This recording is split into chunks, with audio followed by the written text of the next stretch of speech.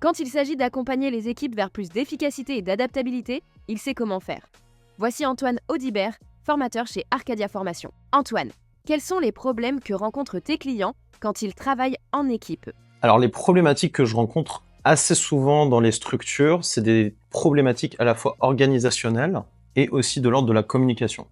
Ça veut dire qu'il y a certaines personnes, certains managers qui vont se retrouver à être trop dans la domination ou alors trop directifs avec leurs collaborateurs. Et ça peut créer en fait des déphasages dans l'organisation.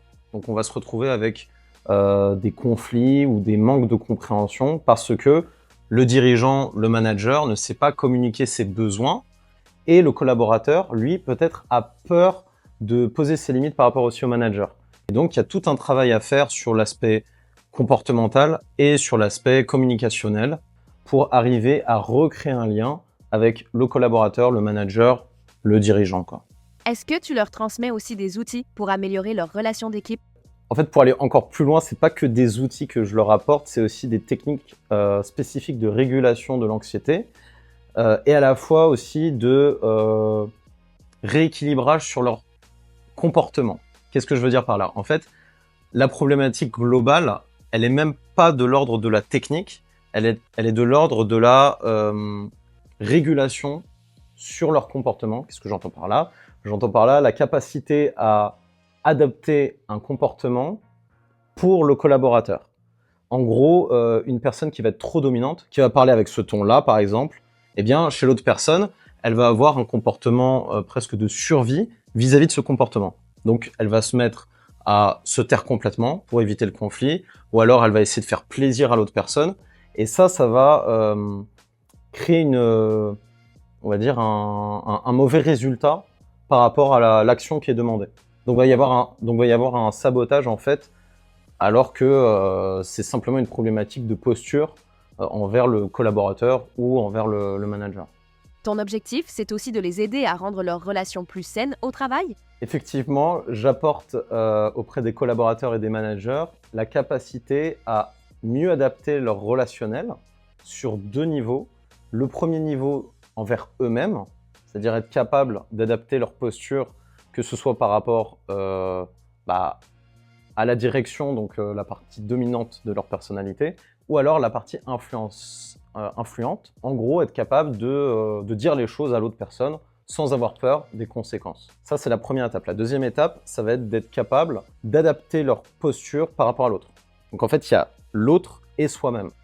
Et donc, en connaissant ces modes de fonctionnement sur la posture vis-à-vis de soi et par rapport à l'autre, on peut améliorer le relationnel. Ouais. Comment ta formation s'adapte aux besoins des entrepreneurs? Donc, je forme des entrepreneurs aussi qui ont des problématiques organisationnelles, qui se retrouvent dans l'état de figement, dans l'état de procrastination. Et du coup, ils n'arrivent pas à faire les actions qu'ils doivent faire quotidiennement parce qu'ils se retrouvent dans une anxiété qui les bloque. Et donc, je travaille avec eux en les formant à la fois sur la posture, qu'est-ce que la posture d'un entrepreneur, qu'est-ce qu'il doit réaliser au quotidien, quelles sont ses obligations purement méthodologiques, et de l'autre côté, la posture relationnelle, parce que être entrepreneur, c'est aussi savoir se comporter au quotidien comme un entrepreneur, donc avec ses relations du quotidien. Ça peut être avec sa famille, ça peut être avec ses amis, et donc ça demande une compréhension presque de leur système nerveux pour pouvoir le réguler et donc revenir sur de l'action, sortir de l'état de figement et de l'auto-sabotage. Comment tu en es arrivé à ces thématiques?